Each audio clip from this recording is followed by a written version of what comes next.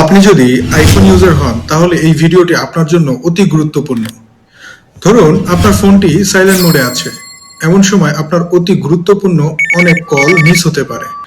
হয়তো আপনাকে আপনার বাবা মা কল করেছে, অথবা কোথাও ইন্টারভিউ দিয়েছিলেন, সেই ইন্টারভিউ থেকে কল আসতে পারে, অথবা আপনার প্রিয় কোনো মানুষ যার কলটি আপনি কখনোই মিস করতে চান না। এর থেকেও আপনাকে অনেক বেশি উপকারে দিবে, ধরেন আপনার ফোনটি হঠাৎ কোথাও রেখেছেন, খুঁজে পাচ্ছেন না, তখন আপনি এই সেটিংটি যদি করা থাকে তাহলে ওই ব্যক্তির ফোন নম্বর থেকে আপনি আপনার নম্বরে কল করলে আপনার সাইলেন্টে থাকা ফোনটিও বেজে উঠবে। তো চলুন কিভাবে এই সেটিংটি করবেন এখনই দেখিয়ে দিচ্ছি খুব সহজেই। কন্ট্যাক্ট নাম্বারে যেতে হবে। এখান থেকে আপনি আপনার প্রিয় মানুষের নামটি সার্চ করে নেবেন।